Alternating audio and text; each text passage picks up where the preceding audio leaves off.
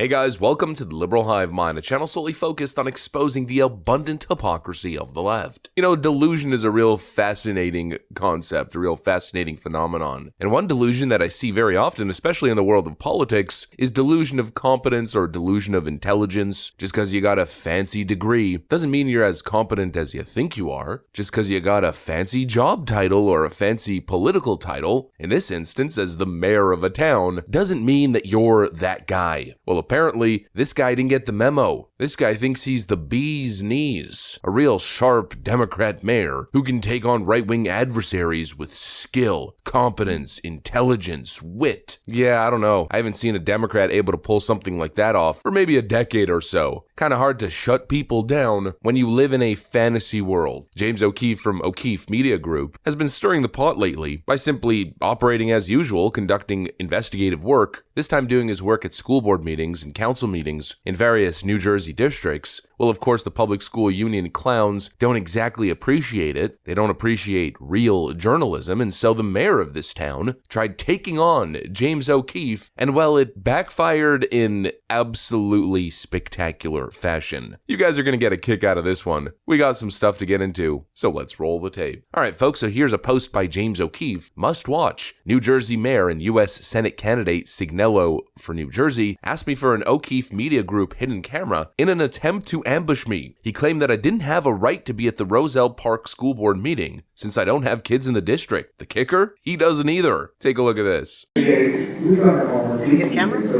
Yeah, can we talk? Can we talk afterwards? I'd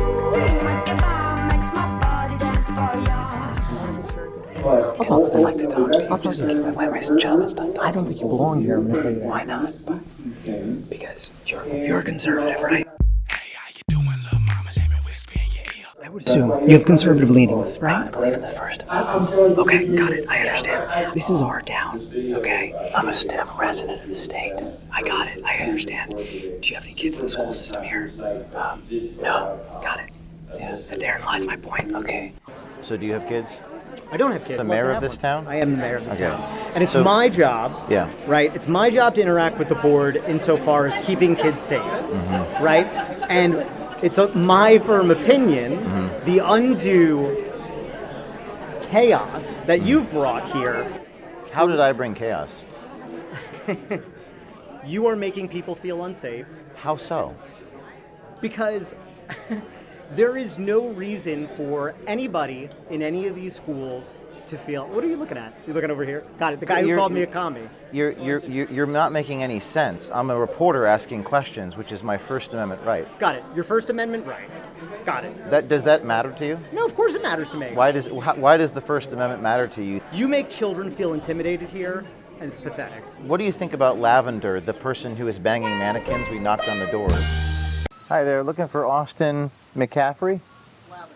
Lavender was eating babies and screwing mannequins online. Do you know about that? I don't know who Lavender is. Do you know the school district fired them? Yep. You know exactly who Lavender is.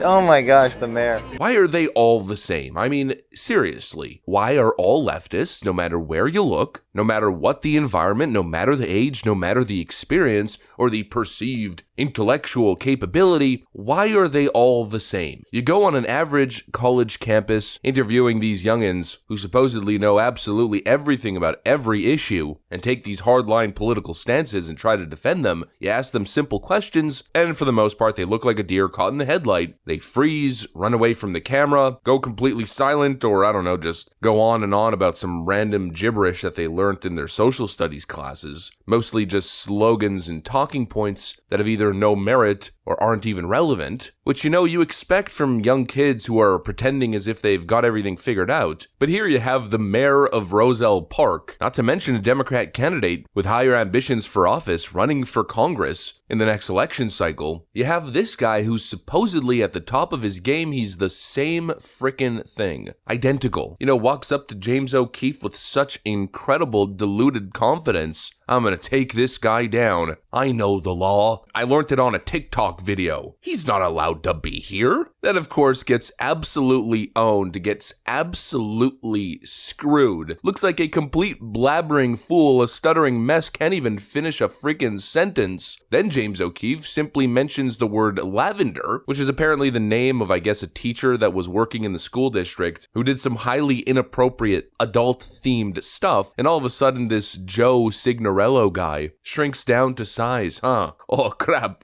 I have been defeated. How could he possibly known of lavender? Well, maybe because so-called conservative-leaning activists like James O'Keefe actually educate themselves on topics and come prepared. They don't just walk around with a diluted level of confidence like little leftist narcissists who have never had to prepare for debate, never had to do anything other than just say whatever the talking point of the day is, and then somehow become the mayor of a small town. And I understand why it's so incredibly frustrating from the conservative side. You know, obviously there's a groundswell of activism happening around these school board meetings, these school districts, public school unions. There's deep concern and frustration with the curriculum, what's being taught, how it's being taught, you know, inappropriate parent-teacher relationships and inappropriate student-teacher relationships, or maybe relationships is not the right word, maybe just dynamics. And parents have reason. I mean, there's good reason why they would be concerned. They're pointing out the problems. They're saying, hey, this is a problem. That's a problem. That doesn't make sense. This is ridiculous, whatever it is, pointing at various